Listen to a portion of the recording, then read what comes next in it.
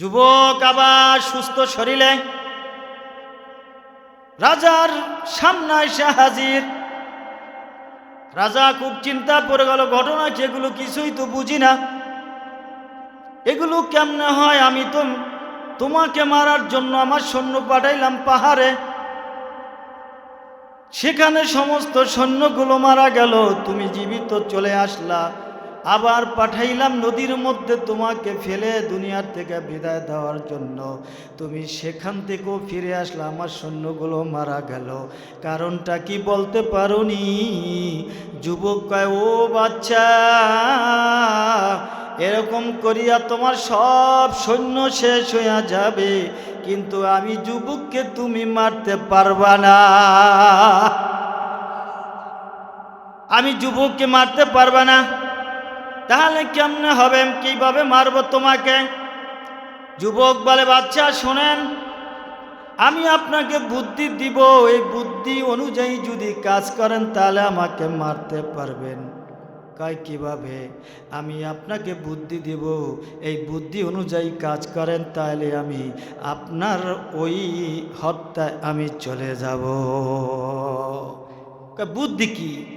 বুদ্ধি হলো, আমার কাছে যেই তীর আছে, এই আমার তীর নিয়া আমার উপর যখন নিক্ষেপ করবে তখন আমি দুনিয়ার থেকে বিদায় হয়ে যাব। তবে একটি কথা বলতে হবে। কয় কি? যখন আপনি ওই তীর আমার দিকে নিক্ষেপ করবেন তখন আপনার একটা কথা বলতে হবে, কি? যে আল্লাহ, আমি এই যুবকের প্রভুর নামে ওর দিকেই তীর নিক্ষেপ করলাম। চিল্লায় বলেন সুবহান। আল্লাহ তাআলা যে আমাদের সকলকে কিছু সময়ের জন্য দ্বীনি মজলিসে বসার তৌফিক দান করেছেন, এজন্য সকলে অন্তর থেকে বলি আলহামদুলিল্লাহ। আল্লাহর ইচ্ছা ব্যতীত কোনো ব্যক্তি দ্বীনি কাজে অংশগ্রহণ করা সম্ভব নয়। দেখেন তাকিয়ে, এই মাহফিল যদিও ছোট কিন্তু দোকান এর থেকে বেশি, কি ঠিক কিনা? দোকানদাররা কি বলে জানি না, কিন্তু আমার কাছে এটা একটু ব্যতিক্রম। মাহফিল তো মাহফিলই হবে, মাহফিল তো আর লজেন্সের মাহফিল না, মাহফিল তো বাদামের মাহফিল না। মাহফিল হলো দ্বীনি কিছু উপদেশ শোনা এবং গ্রহণ করা, কি ঠিক কিনা? দোকানের কারণে ক্ষতি হয়, এটা 100তে 100। দোকানদাররা আমার উপর রাগ হয় কিনা জানি না, তবে কিছু করার নাই, এটা একটা যার যার তবিয়ত হয়ে গেছে। যেমন কেউ যায় কাজ করতে, কেউ যায় দেখতে, কেউ যায় এমনি একটু সময় কাটাইতে, আছে না নাই? আমরা যারা আসছি, এখানে উপস্থিত হয়েছি, আল্লাহ আমাদের সকলকে মৌত পর্যন্ত এইভাবেই দ্বীনি মজলিসে সময়গুলো কাটিয়ে দেওয়ার তৌফিক দান করুক, বলেন আমিন। মাহফিল এটা সমাজের একটি আল্লাহ তাআলার খাস রহমত পাওয়ার একটি কারণ, একটি উপায়। আজকে এখানে আপনারা যারা আছেন, আলহামদুলিল্লাহ আমি খুব খুশি যে সকলেই মুরব্বী। আপনারা তো ওয়াজ শুনতে শুনতে দাড়ি পাকায় ফেলছেন, কিন্তু প্রয়োজন ছিল এই সময়ের কিছু যুবকের, কি ঠিক কিনা? এরা তো বিভিন্ন পরিবেশে থাকে, তবে এদেরকেও পাওয়া যেত যদি দুনিয়াবি কোনো অনুষ্ঠান হইতো, কি ঠিক না? যদি কোনো গান বাজনা, অন্য কিছু, ধরেন বর্তমান রানিং নির্বাচনেও কোনো কার্যক্রম হইতো, তাহলে যেই দলই হোক না কেন কিছু যুবক পাওয়া যাইত। কিন্তু যুবক যারা ওয়াজ শুনতে আসছে তারা তো বৃদ্ধ দাড়ি বাঁকেরা তো চলেই যাবে। এই পরিবেশ যদি সমাজে আমাদের না থাকে, তাহলে একদিন তো এই পরিবেশ থেকে আমরা একেবারেই জিরো হয়ে যাব, ঠিক না? যাই হোক, তারপর আলহামদুলিল্লাহ আশেপাশে বিভিন্ন দিনী প্রতিষ্ঠান আছে, যেটা একসময় ছিল না। এই দিনী প্রতিষ্ঠানের কারণে আশা করি এখন যদি যুবক নাও বোঝে, আস্তে আস্তে হলেও যুবক বুঝবে ইনশাআল্লাহ। কারণ সামনে যে প্রজন্ম আসতেছে, সমস্ত প্রজন্মগুলো দিনই হাইসিয়াতে আসতেছে। জোরকার নারায়ে তাকবীর। কেন? একসময় ফয়জুল উলুমও ছিল না, আশরাফুল উলুমও ছিল না। এখন ফয়জুল উলুম, আশরাফুল উলুম, ছাত্রের অভাব আছে। এ ছাত্র তো আপনাদের এই এলাকারে, কি ঠিক না? জোরে বলেন আলহামদুলিল্লাহ। হয়তো এখানে তার বাবা আছে, হয়তো অথবা দাদা আছে, অথবা নানা আছে, অথবা কাকা আছে, আছে না নাই? তাহলে আলহামদুলিল্লাহ আশা করা যায় সামনের জীবন ভালোই যাবে, সামনের জীবন ভালো যাবে। আল্লাহ আমাদের যারা এখন যুবক আছে এবং যেইগুলো প্রজন্ম এখন বাড়তেছে, এদের জন্য বেশি বেশি দোয়া করতে হবে যে দিনই পরিবেশে এদের জীবন কাটানো তৌফিক দান করে। জোরে বলেন আমিন। সময় একবারে কম। আমরা অনেক মাগরিবের পর থেকে আলোচনা শুনে আসছি।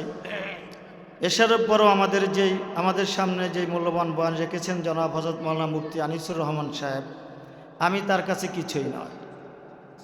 অনেক এলেমের অধিকারী এবং আমলে তারাক্কিয়াত আল্লাহ তাআলা যেন এই এলাকার জন্য রহমত হিসেবে বাঁচিয়ে রাখেন। জোরে বলেন আমিন। আমি যেই সূরার থেকে আয়াত তেলাওয়াত করেছি, সূরার নাম হলো সূরা বুরুজ। বর্তমান প্রেক্ষাপটের সাথে কিছুটা মিলতে পারে, কারণ আমরা সবাই মুসলমান। পুরো বাংলাদেশের দিকে লক্ষ্য করলে কমপক্ষে 95 থেকে 98% বাংলার জমিনে মুসলমান বসবাস করে, ঠিক কিনা? এদিকে তো আমার মনে হয় হিন্দু আছে কিনা জানি না, বা অন্য জাতি আছে কিনা জানি না, মুসলমানের সংখ্যাই বেশি। কিন্তু মুসলমান আছি, যেই কারণে আমাদেরকে মুসলমান বলে, সেই কারণটা পাওয়া বড় কষ্ট, কি ঠিক না? আবার রাগশাক করবেননি, অল্প সময় কিন্তু। কিসের কারণ? একটাই কারণ, আমাদের ঈমান আছে কিন্তু জিন্দা নাই। কি আছে? ঈমান আছে কিন্তু জিন্দা নাই। আপনার মাছ ধরেছেন, উপরে উঠিয়েছেন, মারা গেছে, পরে যদি পানির মধ্যে ছেড়ে দেন, হয় কি লড়বে? কেন? মাছ আছে কিন্তু কি নাই? রূহ নাই। আমাদের ঈমান আছে কিন্তু জিন্দা নাই। হ্যাঁ, ঈমান যখন আছে জিন্দাও করা যাবে। সেই জিন্দা করার কারণই হলো এই সমস্ত পরিবেশ, কি ঠিক কিনা? এই পরিবেশে আমরা যত আসা যাওয়া করব, আমাদের ঈমান আল্লাহ তাআলা তত বৃদ্ধি করে দিবেন। জোরে বলুন সুবহান। কারণ আল্লাহ বলেন ওয়াইযা তুলিয়াত আলাইহিম আয়াত, যখন আল্লাহর আয়াতগুলো তেলাওয়াত করা হয়, যাদাতহু ঈমান, তখন মুমিনের ঈমানগুলো জোশ মেরে মেরে বৃদ্ধি হইতে থাকে। জোরে বলেন সুবহান। আমরা তো মুমিন, কি ঠিক না? আমাদের ঈমান বাড়বে ইনশাআল্লাহ। আল্লাহ তাআলা কালামে পাকের মধ্যে বলেন ওয়াস-সামাঈ যাতিল বুরুজ। আল্লাহ আসমানের কসম খেয়ে বলতেছেন, এমন একটি আসমান, যেই আসমান হলো যায়া সূর্য এবং চন্দ্রের কক্ষপথ। কক্ষপথ মানে যেমন আমরা যে রাস্তা এখন বসেছি, এটা পথ না, এটা রাস্তা না, কিন্তু এখন তো রাস্তা বলি না, এখন ওয়াজের মজলিস, কি ঠিক না? ঠিক আকাশটা একজনের কক্ষপথ, সেটা হলো সূর্য এবং চন্দ্র যেদিকে চলাফেরা করে, ওটা কি কক্ষপথ বলা হয়, যাকে বুরুজ বলে। জোর বলেন সুবহান। ওয়াল ইয়াউমিল মাউদ। আল্লাহ বলেন ওই দিনের কসম খাচ্ছি আমি। কোন দিনের? যেই দিনের প্রতিশ্রুতি দেওয়া হয়েছে তোমাদের জন্য। সেই দিন কোনটা? বলতে পারি? কিয়ামত। সেই দিন কোনটা? কিয়ামত।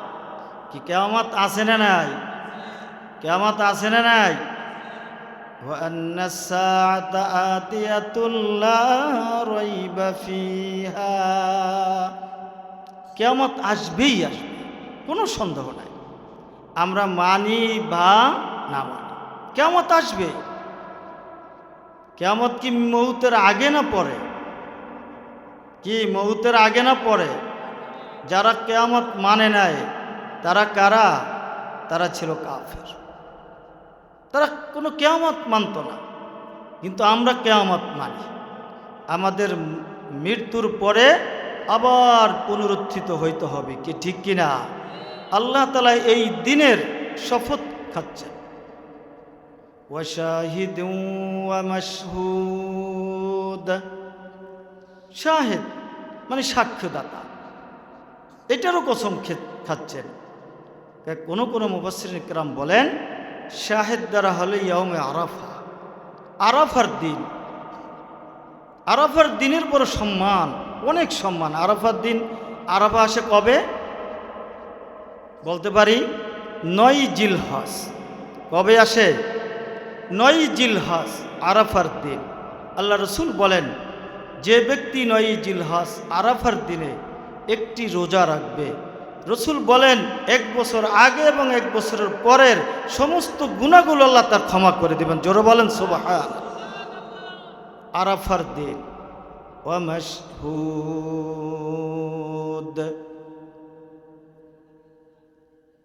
যেই দিন আল্লাহ তাআলার মাশহুদ মানে সাক্ষী নেওয়া হবে যেই বিষয়গুলোর, মুফাসসিরিন কিরাম বলেন মাশহুদ মানে জুমার দিনও হতে পারে। ওদিন মানুষ হাজির হয় না বেশি? কি মানুষ জুমার দিন হাজির হয় না?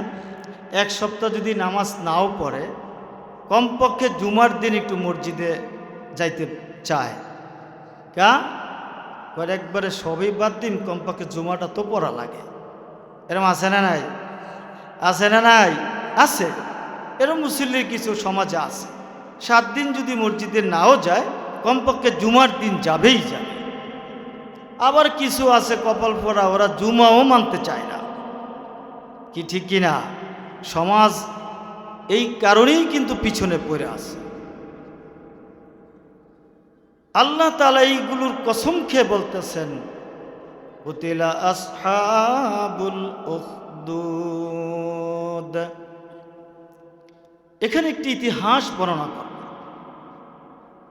যে ইতিহাস হাদিস দ্বারা প্রমাণিত। ইয়ামান দেশ, ইয়ামান রাষ্ট্রের প্রধান, উনি একজন জাদুকর পালত। আগে তো জাদুকরের জাদুর বড় প্রয়োজন ছিল। জাদু খুব বিশ্বাসী ছিল তারা। জাদু দিয়া যা ইচ্ছা তাই করা যেত, এটার খুব বিশ্বাসী ছিল। তা বাদশার একজন জাদুকর ছিল, ধরেন খুব বয়স হয়ে গেছে, বৃদ্ধ হয়ে গেছে। তাহলে একদিন বাদশাকে বলে, বাদশা, আমি তো বৃদ্ধ হতে যাচ্ছি, আমার হয়তো একসময় মৌত এসে যাবে, তাহলে তুমি আমার জন্য এমন একজন মেধাবী যুবক ব্যবস্থা করো, আমার কাছে পাঠাও, আমি তাকে জাদু শিখিয়ে আমার অবর্তমানে যেন ওই রাষ্ট্রের কাজগুলো সমাধা করতে পারে। বাদশা একজন জাদুকর, একজন যুবককে ঠিক করলো। যুবককে এনে বলে দিল, যাও যাও, তুমি আমার ওই জাদুকরের কাছে যাইবা, জাদুকরের কাছে গিয়ে জাদু শিখবা, উনি যা শিখায় তা শিখবা। যুবক যাচ্ছে, জাদুকরের কাছে সকালে যায়, বিকালে যায়। জাদুকরের নিকট থেকে জাদু শিখতেছে। যুবক যে রাস্তা দিয়ে জাদুকরের কাছে যায়, ওই রাস্তার পাশে আবার একজন রাহেব ছিল, পাদ্রী, যাদেরকে ইনজিল কিতাবের পাঠক বলা হয়, ইঞ্জিল মুখস্থ যাদের ছিল। একজন পাদ্রী, উনিও তার বিদ্যা নিয়ে বসে আছেন। যুবক চিন্তা করলো, আমি তো জাদুকরের কাছে যে জাদু শিখি, দেখি ওই যে মুরব্বী বসে আছে, মুরব্বী কি শিক্ষা দেয়, কেন বসে আছে, তার কাছে যাই। যুবক জাদুকরদের যখন জাদুকরের কাছে আসতো তখন বসে আসতো, আবার যখন জাদুকরের নিকট থেকে বাড়িতে যেত, ওনার কাছ থেকে যেত। একদিন, দুদিন, 3 দিন বসতে বসতে ওনার কাছ থেকে কিছু আহলে কিতাবের কিছু বিদ্যা শিখার সময় পরে তার কাছে খুব ভালো লাগলো, আনন্দ লাগলো, ওনার মনটা ভরে গেল যে এত সুন্দর বিদ্যা, এগুলো রেখে তো ওইটা শিখতে যাওয়া যায় না। আমি এই পাদ্রীর কাছ থেকে কিছু বিদ্যা শিখি। ওনার কাছে থাইকা থাইকা বিদ্যা শিখতেছে। সমাজে এমন কিছু আছে না, ছেলেরা মাতা পিতা স্কুলে পড়তে দেয়, ওরা স্কুলে পড়বে না, আছে না? না আছে, কিন্তু এটা আমরা জানি। বলে, হুজুর আমি স্কুলে পড়ব না। কেন রে বাবা পড়ব না? হুজুর আমার ওইগুলো ভালো লাগে না। কেন? এই যে ছোট ছোট ছেলেরা, ওদের মাথায় কত সুন্দর টুপি, ওর পরনে কত সুন্দর জামা, কাঁধে একটা এই রুমাল, মাথায় আবার মাঝে মাঝে দেখি পাগড়ি বেঁধে নামাজ পড়ে গো হুজুর। ওইগুলো দেখার দ্বারা আমার কলবের মধ্যে এমন একটা ধাক্কা মারলো, আমি আর স্কুলে যাব না। আপনি বাবাকে বুঝাইয়া আমাকে মাদ্রাসায় ভর্তি করি। আছে না নাই? এটা আমরা বুঝি, আমরা দেখি। আবার কিছু আছে মাদ্রাসায় পড়তে চায় না, বাপ মা এত আন্তরিক, মাদ্রাসা পড়াবে বা পড়বে না, ওই পড়তে চায় না, ওই মাদ্রাসায় যাইতে চায় না, এমনও আছে। কিন্তু গো বাবা, এই দুইজনের মধ্যে সবচাইতে উত্তম ব্যক্তি তো উনি, যিনি দুনিয়ার সব বিদ্যা ছাড়িয়া কোরআন শিক্ষার জন্য মাদ্রাসায় যায়। কি ঠিক কিনা? যুবক চিন্তা করল, এটাই তো আমার কাছে ভালো লাগলো। দেখবেন মানুষ যখন দিন পেয়ে যায় তখন দিনের প্রতি এমন মগ্ন হয়ে যায় যে মসজিদের কোনায় বসে জিকির করতে থাকে, আল্লাহ আল্লাহ আল্লাহ। ফজরের নামাজের আগে উঠা মসজিদে আসছে, ফজর পড়ছে, জিকিরে বসে এশাক পর্যন্ত, এশাক পড়লো, আবারও জিকির করতে বসা যায়। বাড়ির থেকে সন্তানরা এশাক ডাক দেয়া, কয় আব্বু গো, তুমি এখনো যদি মসজিদে থাকো তাহলে বাজারে যাইব কে? আমাদের বাজার লাগবে। আছে না নাই? খেয়াল করতে হবে কিন্তু সংক্ষেপ। যুবক ওনার পাদ্রীর কাছে বসতে বসতে এক পর্যায়ে জাদুকরের নিকট যাইতে একটু দেরি হয়ে যায়। জাদুকর আবার খুব কড়া মানুষ,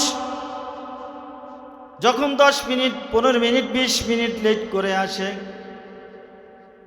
আসার পরে জিজ্ঞেস করে, তোমার এত দেরি কেন? তুমি কোথায় ছিলা? উনি তো সরল সোজা যুবক, উনি তো কোনো উত্তর দিতে পারে না। উত্তর না দেওয়ার পর ওনার উপর প্রহার শুরু করে দেয়, মারপিট শুরু করে দেয়। এমন কিছু ওস্তাদ আছে না? না কি কথা বলছ না গা? কি বলবে? যদি বলে তাহলে তো সামনে আগাম যাবে না। একদিন 2 দিন মার খেয়ে পাদ্রীর নিকট গিয়ে বলল, হুজুর আমি আপনার কাছে সময় দেই, আমার কাছে খুব ভালো লেগেছে। আমি তো ওই যে জাদুকরের নিকট যাই, একটু দেরি হয়ে যায়, দেরি হয়ে যাওয়ার কারণে আমার উপর প্রহার করে। আমি এখন কিভাবে বাঁচতে পারি, আমার একটা উপায় দেখিয়ে দেন। পাদ্রী চিন্তা করলো, আমি যদি আমার কথা বলি তাহলে তো ওকে আর আসতে দিবে না। পাদ্রী যুবককে শিক্ষা দিয়ে দিল, যুবক, যখন তোমাকে জাদুকর জিজ্ঞেস করবে কি তোমার আসতে দেরি কেন, তোমার এত 10 মিনিট 15 মিনিট 20 মিনিট আধা ঘন্টা দেরি হয়ে গেল, কারণটা কি? তখন তুমি জাদুকরের কাছে বলবা, আমার তো বাড়িতে বাদশার বাড়ি থেকে বের হইতে ওখানে কাজকর্ম ছিল, আসতে দেরি হয়ে গিয়েছে। তা বুদ্ধি শিখাইয়া দিল। যুবক এভাবে চলছে। আবার যখন তুমি বাড়িতে যাইবা, বাড়িতে যাওয়ার পরে যদি জিজ্ঞেস করে কেন দেরি হইল, ওখানে গিয়ে বলবা যে জাদুকর অনেক সময় নিয়েছিল, আজকের জন্য আমার দেরি হয়ে গিয়েছে। এইভাবে চলছে চলছে। হঠাৎ একদিন যুবক রাস্তা দিয়ে যাচ্ছে বাড়িতে, দূর থেকে দেখছে যে কিছু লোক পথে দাঁড়িয়ে আছে, আটকে আছে, রাস্তার এদিক থেকেও যেতে পারে না, ওদিক থেকেও আসতে পারে না, মানুষ সব জমে গেছে। যুবক চিন্তা করলো কারণটা কি, ওখানে কি হয়েছে। যুবক তাদের কাছে গিয়ে দেখে বিরাট একটা প্রাণী দাঁড়িয়ে আছে মধ্যখানে। মানুষগুলো সাহস পায় না প্রাণীটাকে উপেক্ষা করে এই দিক থেকে ওই দিকে যাইতে। যুবক চিন্তা করলো এখন কি করা যায়। যুবক মালিকের সাথে যোগাযোগ করলো, মালিককে, আল্লাহ আল্লাহ, আমি আজকে একটা জিনিস যাচাই বাছাই করতে চাচ্ছি। আমি তো দুইজন, আমার ওস্তাদ, আমি দুইজনের ছাত্র, একজন হলো আমার পাদ্রী ওস্তাদ, আর একজন হলো আমার জাদুকর ওস্তাদ। আজকে একটা আমি যাচাই বাছাই করতে চাই, যদি পাদ্রীর শিক্ষা সত্য শিক্ষাই হয়ে থাকে, ওইটা যদি তোমার কাছে পছন্দনীয় হয়ে থাকে গো মালিক, আমি ওইটার উছিলায় এই প্রাণী থেকে সমস্ত মানুষগুলোকে বাঁচাইতে চাই। এই কথা বলিয়া হাতে একটি ঢিলা নিয়ে ঢিলাটা প্রাণীর উপর নিক্ষেপ করল।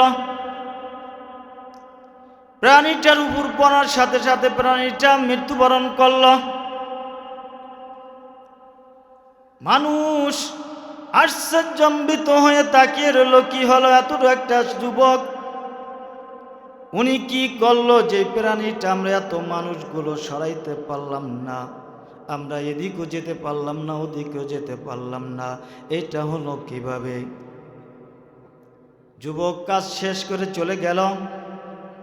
ওই পাদ্রীর নিকট গিয়ে বলল, হুজুর, আজকে একটা কাজ হয়েছে। কি হয়েছে? এমন আমি রাস্তা দিয়ে যাচ্ছিলাম, হঠাৎ করে একটা বড় প্রাণীতে মানুষকে আটকে রেখে গেল। আটকে রাখার পর কোনো মানুষ এদিক সেদিক যাচ্ছিল না। আমি চিন্তা করলাম, আমি যাচাই বাছাই করার জন্য বললাম, আল্লাহ গো, পাদ্রীর শিক্ষা যদি উত্তম শিক্ষা হয়, তাহলে তুমি আজকে আমার সামনে এটাকে প্রমাণ করে দেখায় দাও। এই কথা বলি আমি ঢিলা মারার পরে ওই প্রাণীটা মৃত্যুবরণ করে দিল। পাদ্রী আশ্চর্য হয়ে গেল। পাদ্রী কয়, তাহলে তো তোমার মর্যাদা অনেক অনেক ঊর্ধ্বে, আমার থেকেও ঊর্ধ্বে। তবে একটা কথা আমি তোমাকে বলে দেই, তুমি যে আমার কাছ থেকে ইলম শিখতেছ, এই ব্যাপারে কারো কাছে বলবে না। কেউ যদি জিজ্ঞেস করে, কারো কাছে বলার প্রয়োজন নাই, কারো কাছে বলতে যাবে না। সামনে কিন্তু তোমার পরীক্ষায় লিপ্ত হইবা তুমি, একটার পর একটা তোমার পরীক্ষা আসবে।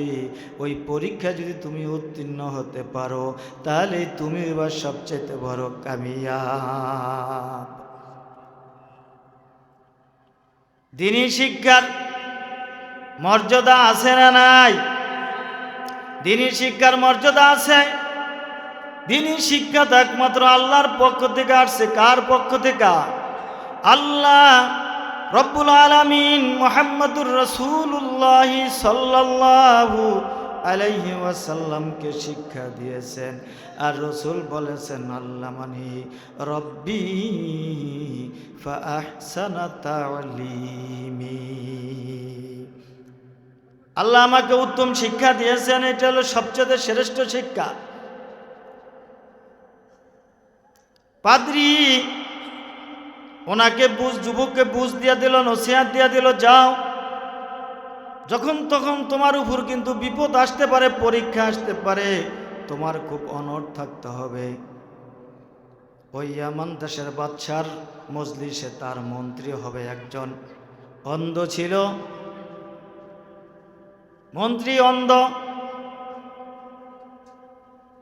ওনার কানে গেল এমন একজন যুবক সমাজে আছে যিনি কোন জন্ম অন্ধ, যিনি মায়ের গর্ভ থেকে অন্ধ আসছে, ওই ব্যক্তির জন্য যদি ওই ব্যক্তির দিকে তাকাইয়া হু দেয়, তাহলে ওই ব্যক্তির জন্মর অন্ধ তার চক্ষু দৃষ্টি আল্লাহ ফিরাইয়া দেয়। আর যার শরীরে কুষ্ঠ রোগ, এই ব্যক্তির জন্য যদি আল্লাহর কাছে দোয়া করে, তাহলে আল্লাহ তার কুষ্ঠ রোগকে ভালো করিয়া দেয়। জোরে বলেন সুবহান। বর্তমান হুজুররাতে ফু দেয়, এটা কি এখন থেকে না আগ থেকে? কি দেশে ফু আনতে যায় কার কাছে? কি ওসি সাহেবের কাছে?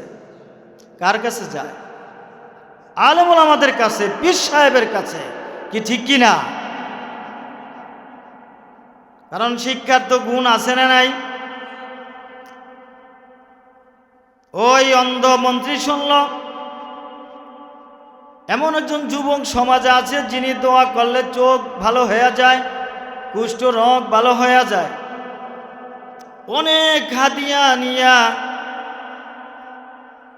ওই যুবকের কাছে গেল, গিয়া বলল, হে যুবক, আমি তোমার কাছে অনেক কিছু হাদিয়া নিয়ে এসেছি, এই হাদিয়াগুলো সব তোমার জন্য। তুমি নাকি চক্ষুকে ভালো করে দাও, আমি তো অন্ধ, তুমি আমার চক্ষুর দৃষ্টিকে ফিরাইয়া দাও। যুবক কয়, এরা তো লাশবি, আমি তো কাউকে সেবা দিতে পারি না, এই ক্ষমতা তো আমার না, আমি কাউকে সেবা দিতে পারি না।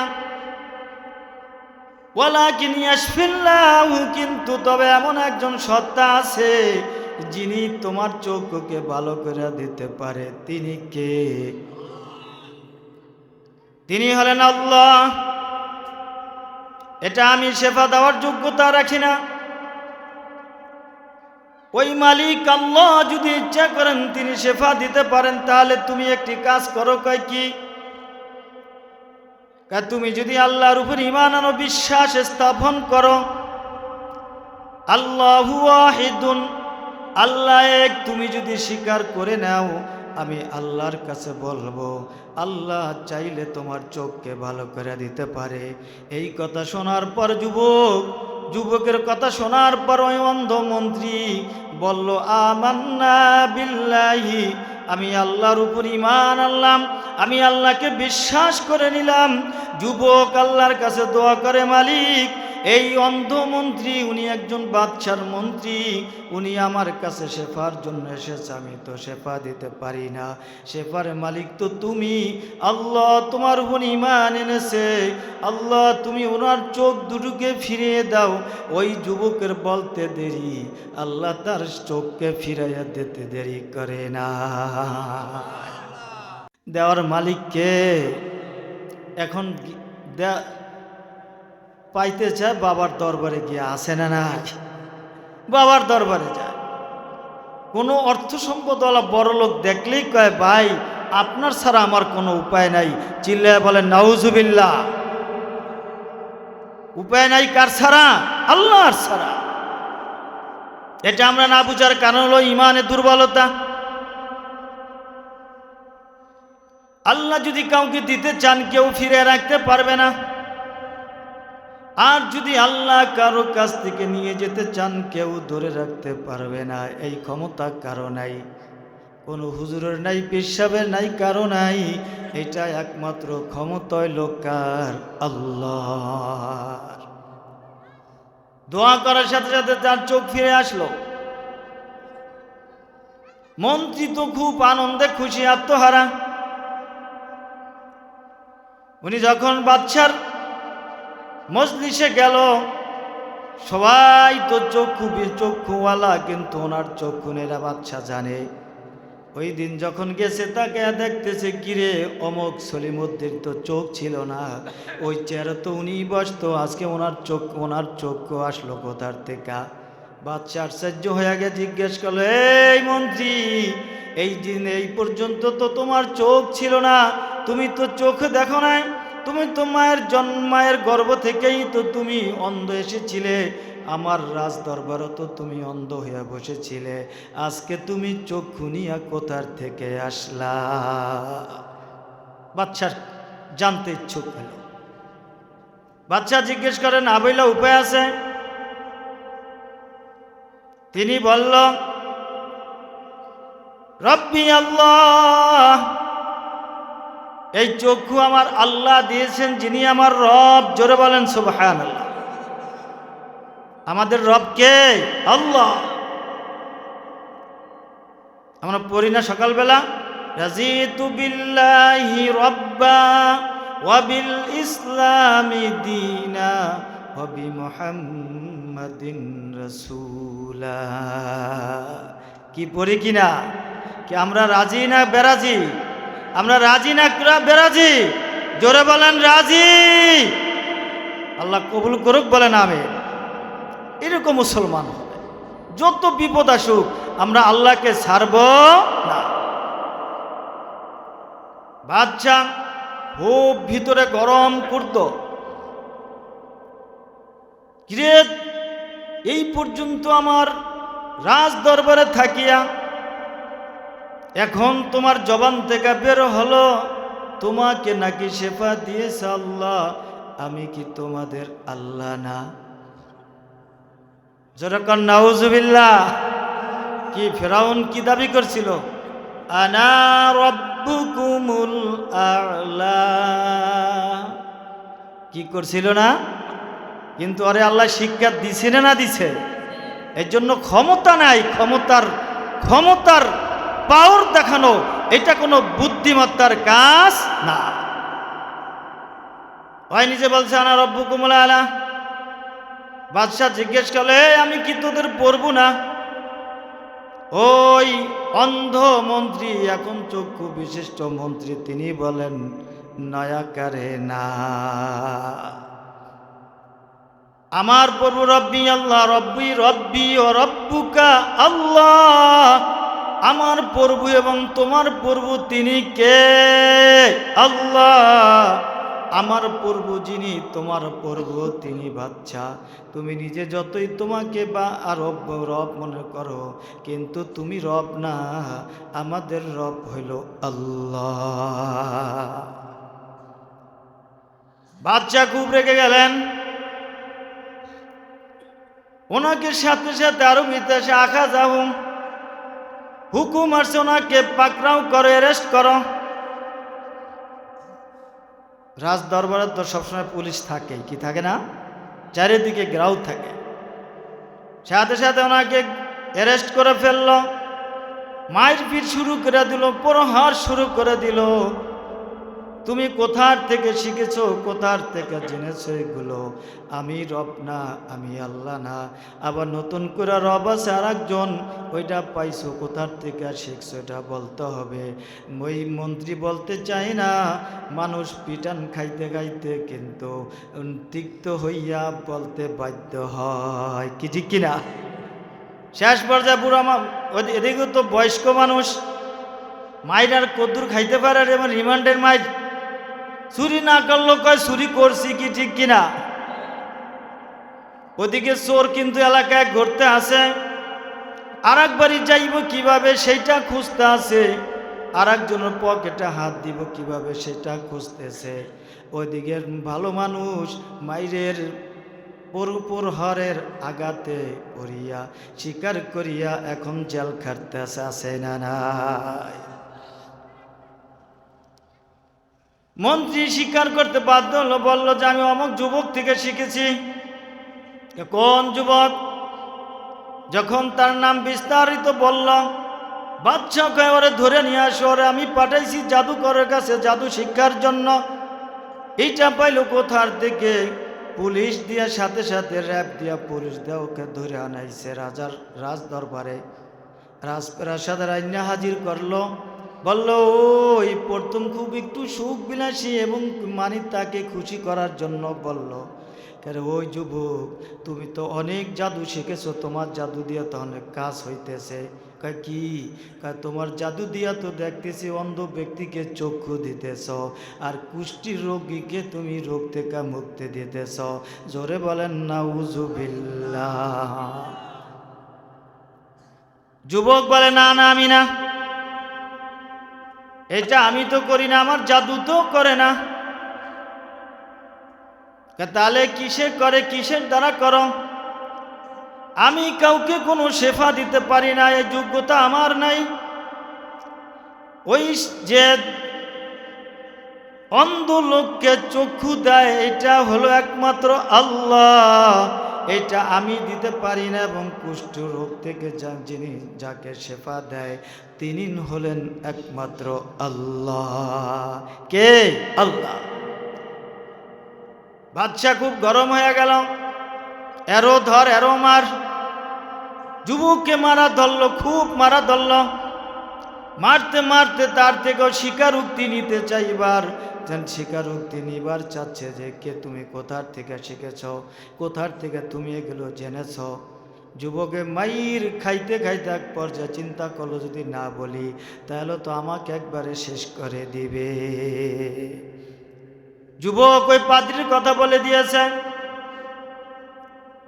পাদ্রীকে ধরে আনার জন্য পুলিশ পাঠানো হলো, যাও যাও পাদ্রীকে নিয়ে আসো। পাদ্রীকে আনিয়ে এক ধাপ মারলো, মারতে মারতে মারতে মারতে একেবারে ওনাকে মাটির সাথে মিশে দেওয়ার মতো। বলছে না, এই শাস্তিতে তার হবে না, এই শাস্তি তো হবে না। বাদশা খুব রাগ হয়ে গিয়েছে, আমি পাঠাইছি যুবককে জাদু শিখার জন্য, আর তুমি তাকে শিক্ষা দিয়েছ আমার উল্টা। আজকে তোমার শাস্তি হবে মহাশাস্তি। সেটা হলো কি? তোমার শাস্তি হবে তোমার মাথার উপর করাত রেখে ওনাকে দুনিয়ার থেকে বিদায় করে দিয়েছে। আয়কেরা আরবার সর মে কুশাদ দেগারে রাতাজ বরসর মিনহাত। মানুষ আজকে তো আমরা একটু সময় দিতে চাই না, নিজের বুঝ মতো চলি, বাড়িঘর ছাড়তে চাই না। যদি মসজিদে তাবলিগ জামাত আসে তখন আমাদের মন্তব্য হয় এগো বউ নেই, জি নাই, কিছু নেই, কারণে রাস্তায় রাস্তায় ঘোরে, এলাকা এলাকায় ঘোরে। ওই কাজ তো আমার না, আমার বাড়িতে স্ত্রী আছে, বাচ্চা আছে, সংসার আছে, আত্মীয় স্বজন আছে, জামাত আছে, নাতনি আছে, কত কিছু আছে। এগুলো খোঁজ লইতে লইতে তো আমার সময় থাকে না। আবার মসজিদে বসার সময় পাবো কোথায়? কি মন্তব্য আছে না নাই? বরঞ্চ খাতে খায় মসজিদে আজান দেয়, কি বলি কি বলি না? ও বাবা, ইসলাম কিন্তু এমনি আসে না, এমনি আসে নাই। ইসলামের জন্য মাইর খাইছেন কে কে এখানে? কি হাত জাগান চাইছে হুজুর আমি ইসলামের জন্য মাইর খাইছি? আছেন 2-4 জন মুরব্বীরা।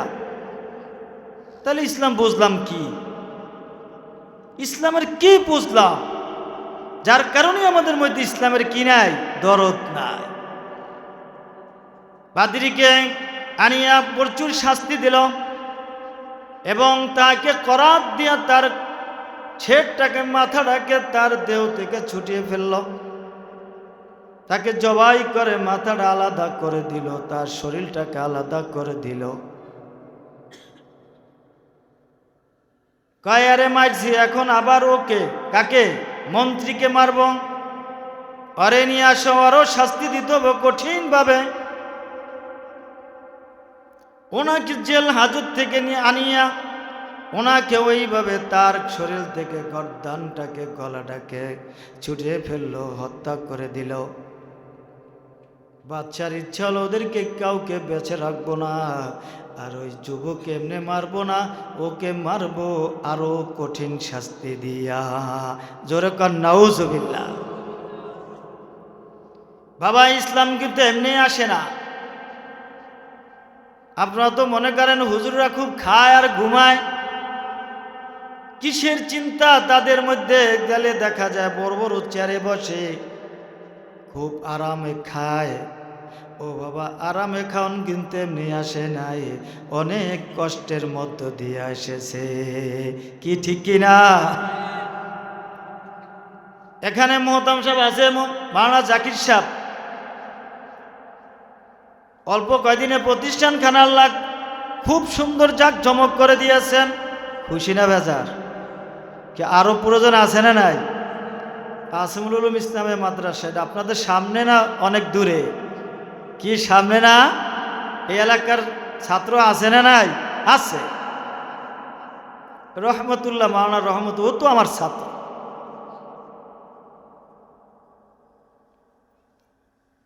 মন্ত্রী পরিষদকে ডাকলো,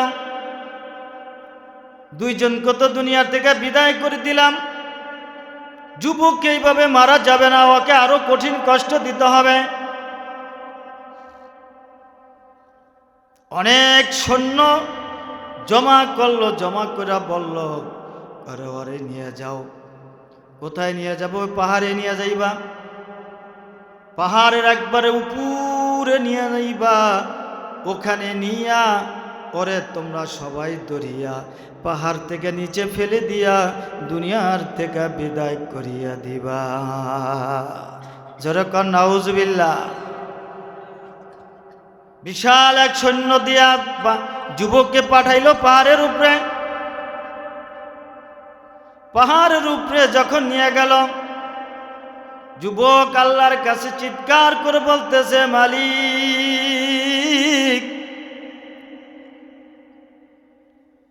আমি এখানে একা, ওরা আমাকে তো মারার জন্য নিয়ে এসেছে, আমি তো তোমার ইসলাম নিয়ে আসি, দিন নিয়ে আসি। তুমি আমার জন্যই যথেষ্ট, ওদের মোকাবেলা করার জন্য। আমি ওদের সাথে পারবো না, কিন্তু তোমার সাথেও ওরা পারবে না। কি ঠিক কিনা? যুবক মালিকের কাছে বিচার দিয়ে ফেলল। মালিক তার জবানটা উচ্চারণ হইতে দেরি, কবুল করতে দেরি করে নাই। এ বাবা, বর্তমান সমাজে এমনও আছে যারা আলেম ওলামাদের বিরোধিতা করে, আলেমকে শেষ করে দিব, আলেমকে দুনিয়ার থেকে বিদায় করে দিব। কেন? ওরা তো সমাজে সত্য কথা কয়, ঘুষের বিরুদ্ধে কয়, সুদের বিরুদ্ধে কয় এবং অন্যায়ের বিরুদ্ধে কয়। ওদেরকে যখন জমিন থেকে বিদায় করে দিব, তখন আর এগুলো বলনেওয়ালা থাকবে না। আমরা গুন্ডা বদমাশগুলো সমাজটাকে সুন্দর করে চালাইতে পারবো। কি ঠিক কিনা? নাইলে হুজুরদের বিরোধিতা করার কারণটা কি? হুজুর কি আপনার বাসায় ভাত খাইবার যায় নাকি? হুজুর তো যেমন মুয়াজ্জিন সাহেব ডাক দেয়, আল্লাহু আকবার, আল্লাহু আকবার। এ শোনো, আল্লাহ সবচেয়ে বড় হ্যাঁ, আল্লাহ সবার বড়, আল্লাহ সবার বড়। এই কথাটুকু তোমাদের কানে পৌঁছাইয়া দিতে চাচ্ছে হুজুররা। এটা তো আবার দোষ কি? তার অর্থ হলো তুমি ইসলামের শত্রু, আল্লাহর শত্রু। বুঝছো, তোমার বিপক্ষে আল্লাহ আছে না নাই? হুজুররা কিছু বলবে না। তুমি দিনে হুজুরদেরকে গালি বকা দিবা, মারবা, ধরবা, জেলে ঢুকাইবা, হাজতে ঢুকাইবা। হুজুররা তোমার কোনো প্রতিবাদ করবে না, কিছু বলবে না। কিন্তু ফাতাহাজ্জাদ বিহি নাফিলাতাল লাকা আসা আইয়াবআসাকা রাব্বুকা মাকামাম মাহমুদা। জোরে বলেন সুবহান। হুজুরদের কিন্তু একটা সময় আছে, ওই সময় সারা পৃথিবীর সমস্ত মানুষগুলো ঘুমিয়ে যায়। পশু পাখি, গাছপালা, তরুলতা সবগুলো ঘুমিয়ে যায়।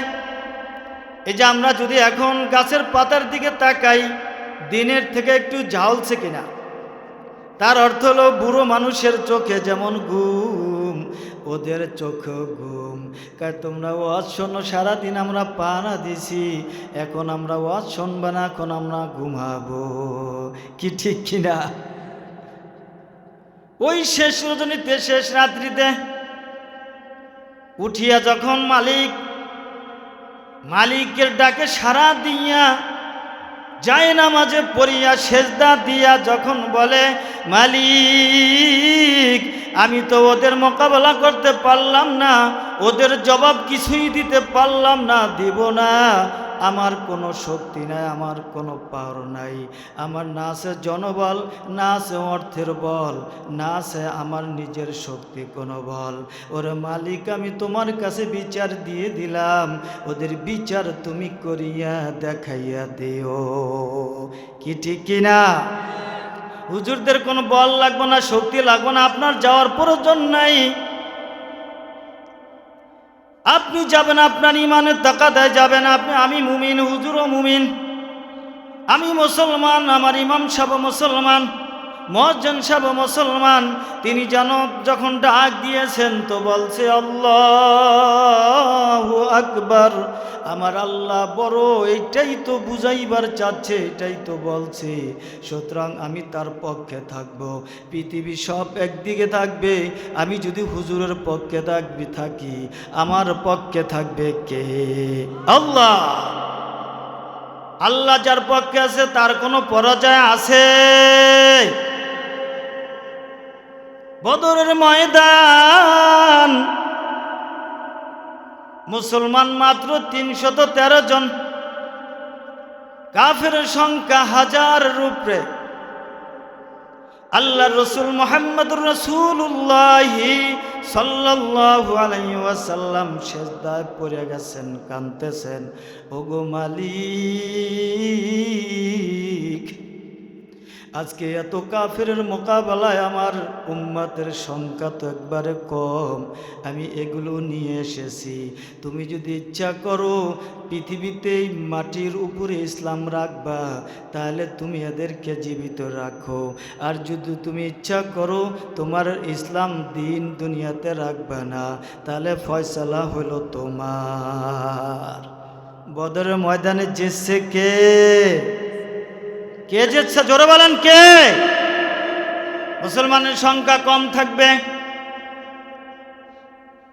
হুজুর বাংলাদেশে তো 95% মুসলমান, তারপরও পারি না কা?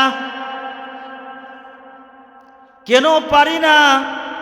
না পারার কারণ হইল ওই একটাই, ওয়াজের মজলিস থুইয়া দোকানের পাশে বৈশা থাকা, বাড়িতে বৈশা বাচ্চাদেরকে নিয়ে আনন্দ করা, এবং কি টিভি সেন্টারে বৈশা থাকা। কি ঠিক কিনা? এগুলো সব মুসলমান। ও ভাই, মুসলমান তো এই ইমান দিয়া তো ইমানদার কখনো সামনে আগানো যাবে না। সামনে যদি আগাইতে হয় ওই যুবকের ইমান লাগবে। কার? যুবক বলে, আল্লাহ আমারে ওরা নিয়ে আসছে এই পাহাড়ের উপরে, পাহাড়ের চূড়ার উপরে আনছে, এখন আমি কি করব? তোমার কাছে নালিশ দিলাম, তুমি ওদের জন্য যথেষ্ট হয়ে যাও। আল্লাহ রাব্বুল আলামিন যুবকের দোয়া করতে দেরি, কবুল করতে দেরি না, পাহাড়টাকে কয়েকটা ঝাঁকি মারলো। পাহাড়টা ঝাঁকি মারার সাথে সাথে ওই বাদশার যত সৈন্য ছিল সমস্ত সৈন্যগুলো পাহাড় থেকে গড়িয়া পড়িয়া দুনিয়ার থেকে বিদায় নিয়ে গেল। জোরে কানারে তাকবীর।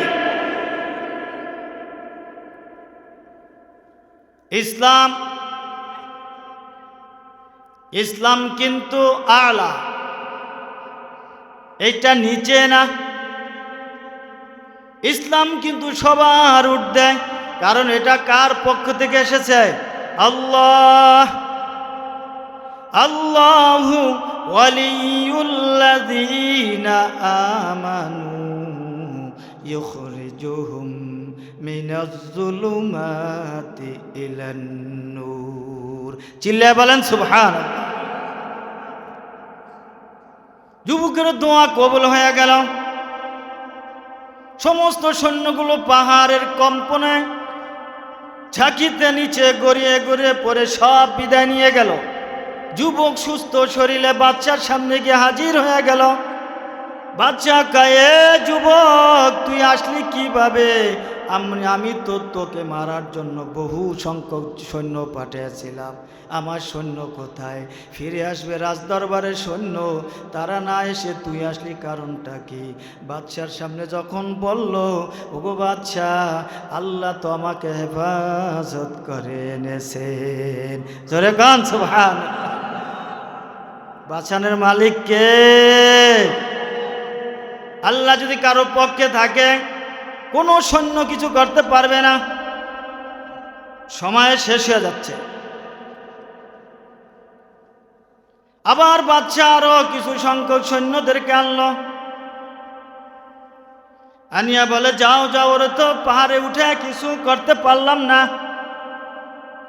এখন ওর জন্য একটা ডিঙ্গি বা অথবা একটা নৌকা লও, বড় নৌকা, সাফিনা, একটা নৌকা লও, নৌকার মধ্যে তোমরা অনেক সংখ্যক সৈন্য ওঠো, সৈন্য উঠবা, ওরে নিবা, নদীর মাঝখানে নিয়া, নদীর মধ্যখানে নিয়া, সবাই ওরে ধরিয়া নদীর মধ্যে ফালাইয়া দুনিয়ার থেকে বিদায় করে দিবা। চিল্লাকার নাউজুবিল্লাহ। সমাজে আছে না নাই? এই বারবার বলতে হবে, হুজুরদের বিরুদ্ধে লোক আছে না নাই? আমরা কি হুজুরদের পক্ষে না বিপক্ষে? যদি দেখেন পক্ষে, আল্লাহকে পাইবেন আপন কাছে। জিল্লা বলেন সুবহানাল্লাহ। আপনি যেথায় থাকেন আল্লাহ সেখানে আছে না নাই? সৈন্যদেরকে একাত্র করে নৌকা উঠে দিছে, যাও ওকে নিয়ে যাও, ওই নদীর মধ্যখানে নিয়ে ফাটে ফালাইয়া দিয়া ওরকে দুনিয়ার থেকে বিদায় করে দিবা, তোমরা চলে আসবা। যখন নদীর মাঝখানে নিয়ে গেল, ওখানে যাওয়ার পর বা ওই যুবক আল্লাহর কাছে বলার সুযোগ আছে না না? আল্লাহ তোমরা নদীর মাঝখানে নাই, কে আছে না নাই? যুবক বলতেছে, আল্লাহ, ওরা তো আমাকে আবার মারার জন্য নদীর মধ্যখানে নিয়ে এসেছে, তুমি ওদের জন্য আমার পক্ষ হয়ে ওদের বিপক্ষে ওদের মোকাবেলায় যথেষ্ট হয়ে যাও, আমি ওদের সাথে পারবো না। যুবক দোয়া করতে দেরি, আল্লাহ নদীর মধ্যে এমন এক তুফান দেয়া দিয়েছে, সমস্ত মানুষগুলো নৌকার সহ পানির নিচে চলে গিয়েছে। চিল্লা বলেন সুবহানাল্লাহ। যুবক আবার সুস্থ শরীরে রাজার সামনে এসে হাজির। রাজা খুব চিন্তা পড়ে গেল, ঘটনা কি এগুলো? কিছুই তো বুঝি না, এগুলো কেমনে হয়? আমি তো তোমাকে মারার জন্য আমার সৈন্য পাঠাইলাম পাহাড়ে, সেখানে সমস্ত সৈন্যগুলো মারা গেল, তুমি জীবিত চলে আসলা। আবার পাঠাইলাম নদীর মধ্যে তোমাকে ফেলে দুনিয়ার থেকে বিদায় দেওয়ার জন্য, তুমি সেখান থেকেও ফিরে আসলা, আমার সৈন্যগুলো মারা গেল, কারণটা কি বলতে পারোনি? যুবক কয়, ও বাচ্চা, এরকম করিয়া তোমার সব সৈন্য শেষ হইয়া যাবে, কিন্তু আমি যুবককে তুমি মারতে পারবা না, আমি যুবককে মারতে পারবা না। তাহলে কেমনে হবে? কিভাবে মারবো তোমাকে? যুবক বলে, বাচ্চা শোনেন, আমি আপনাকে বুদ্ধি দিব, এই বুদ্ধি অনুযায়ী যদি কাজ করেন তাহলে আমাকে মারতে পারবেন। কয় কিভাবে? আমি আপনাকে বুদ্ধি দিব, এই বুদ্ধি অনুযায়ী কাজ করেন তাহলে আমি আপনার ওই হত্যায় আমি চলে যাব। বুদ্ধি কি? বুদ্ধি হলো, আমার কাছে যেই তীর আছে, এই আমার তীর নিয়ে আমার উপর যখন নিক্ষেপ করবে তখন আমি দুনিয়ার থেকে বিদায় হয়ে যাব। তবে একটি কথা বলতে হবে। কি? যখন আপনি ওই তীর আমার দিকে নিক্ষেপ করবেন তখন আপনার একটা কথা বলতে হবে। কি? যে আল্লাহ, আমি এই যুবকের পরবুর নামে ওর দিকেই তীর নিক্ষেপ করলাম। চিল্লায় বলেন সুবহান। বাচ্চাকে শিক্ষা দিল, আপনি যদি এইভাবে চেষ্টা করেন তাহলে আমাকে মারতে পারবেন, এছাড়া মারতে পারবেন না। বাদশা বলল ঠিক আছে, তাহলে আমি ওইভাবেই করব, তাহলে তাহার পরেও তোমাকে মেরে ছাড়ব। চিন্তা করেন, ইসলাম দুনিয়ার থেকে বিদায় দেওয়ার জন্য কিভাবে উচ্চা পড়িয়া লাগে, আছে না নাই? আপনাদের এই এলাকায় নাই, কেন বাড়ি বা কত কয়েকটা, আর মানুষ তো আলহামদুলিল্লাহ দেখা যায় বাড়ির থেকেও বেশি। চিল্লিয়া কর নারে তাকবীর, দিন ইসলাম, দিন ইসলাম, জিন্দাবাদ জিন্দাবাদ। কি ভয় করে নাকি? তো কর না সবাই, দিন ইসলাম, দিন ইসলাম। তাই হয়, বুড়ো মানুষ তো ঠান্ডা হয়ে যাওয়ার কথা না, কারণ এখন সামনে যে নির্বাচন আসতেছে, এখন এখান থেকে যদি ট্রেনিং না দেন, হুজুর এখন আর তো সেই চিল্লাচিল্লি নাই, চিল্লাচিল্লি নাই। বাদশা বলল ঠিক আছে। বাদশা ওই নিয়ত করেই এলাকার মানুষ দাওয়াত দিল, হাজার হাজার লক্ষ লক্ষ মানুষ সমবেত করল, আজকে যুবককে দুনিয়ার থেকে বিদায় করে দিব। সমস্ত মানুষের সামনে তাকে উপস্থাপন করলো। যুবক বলল, ও বাচ্চা, আপনি আমাকে একটি কাষ্ঠ নিয়ে আসেন, এই কাষ্ঠের উপর কাষ্ঠটাকে শুলই বানাবেন, শুল বানাবেন, আমাকে ওইটার উপর রাখবেন, ওইটার উপর বেঁধে রাখবেন। এরপরে আমার কাছ থেকে একটা তীর নিবেন, তীর, এই তীরটা আমার উপর মারবেন। কি বলিয়া মারতে বলছে? যুবকের প্রভুর নামে মারলাম, যুবকের প্রভুর নামে মারলাম। বাদশা তো পাগল পারা হয়ে গেছে, মারবই মারব। ওই ওনাকে কাষ্ঠের উপর রাখলো, বেঁধে তারপরে ওই নাম নিয়া ওই যুবকের কাছ থেকে একটি তীর আনলো। তীর আনিয়া যখন বলল আমি এই যুবকের প্রভুর নামে বলিয়া, সাথে সাথে যখন যুবকের শরীরের দিকে মারল, যুবক দুনিয়ার থেকে বিদায় হইয়া গেল। মানুষ জেলে দিলেই খুশি হয়ে যায়, আলেম জেলে, হ্যাঁ আছে না নাই? কিন্তু আলেম জেলের পর যে কি হয়েছে খবর আছে না নাই? আলেম জেলে দিবেন একজন, দাঁড়ায় যাইবা হাজার হাজার। যখন যুবক দুনিয়া থেকে বিদায় নিয়ে গেল,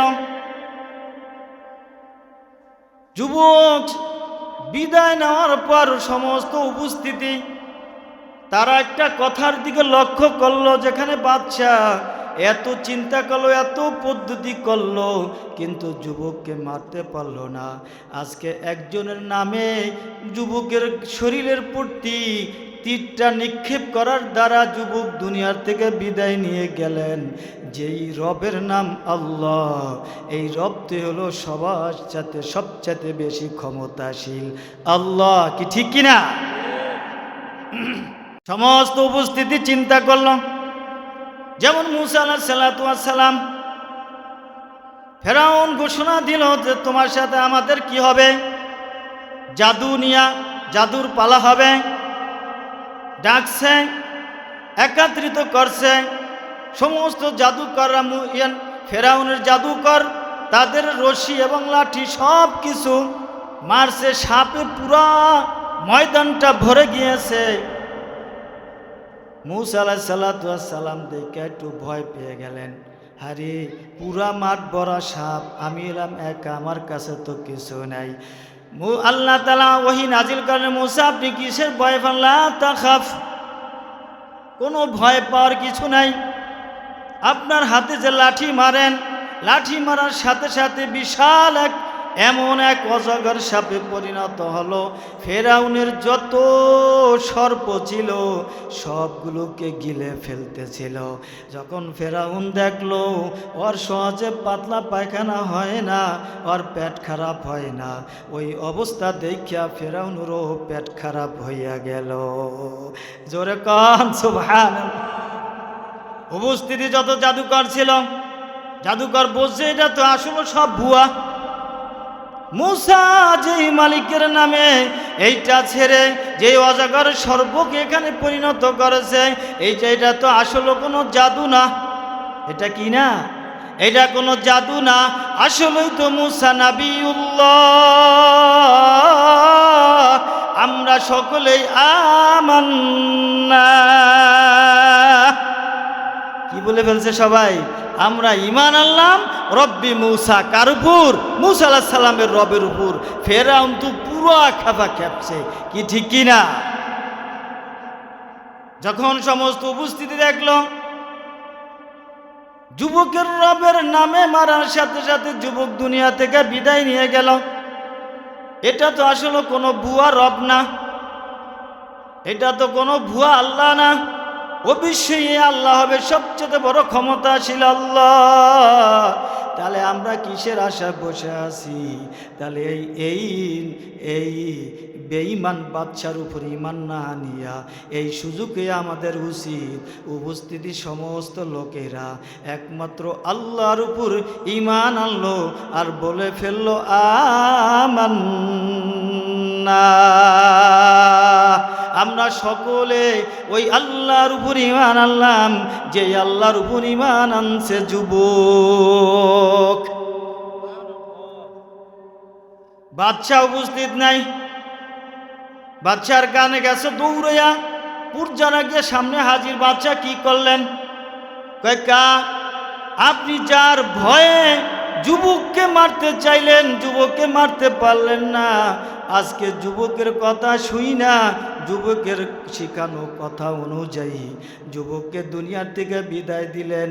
কিন্তু এখন মাঠের অবস্থা খারাপ, এখন সবাই পুরা বাংলাদেশে হুজুরদেরকে চায়, কি ঠিক কি না? এখন পুরা বাংলাদেশে কাউ হুজুর হুজুর হুজুর সব দেখছি, আর তাদেরকে দেখতে চাই না। এখন নতুন একটা পথ দেখতে চাই, তারা হলো আলেম ওলামা, কি ঠিক কি না? আমার আপনার সকলের পছন্দের মার্কা হলো হাত পাখা, চিল্লা বলেন ঠিক কি না?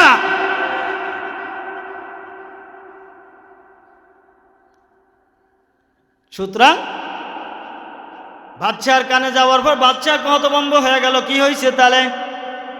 আপনি একজনকে মারতেন, এটাই যা ছিল ঠিক ছিল, কিন্তু একজন মারতে গিয়া পুরা উপস্থিতি যারা লক্ষ লক্ষ মানুষ, এরা তো আজকে ঈমান এনে ফেলেছে।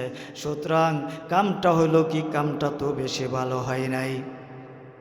বাদশা হুকুম করলো ওদের একজনকেও রাখবো না দুনিয়াতে, একজনকেও দুনিয়াতে রাখবো না। তাহলে কি করবেন? ওদেরকে তুমি গর্ত করতে থাকো, গর্ত করতে থাকো, জায়গায় জায়গায় রাস্তার মোড়ে মোড়ে গর্ত করতে থাকো।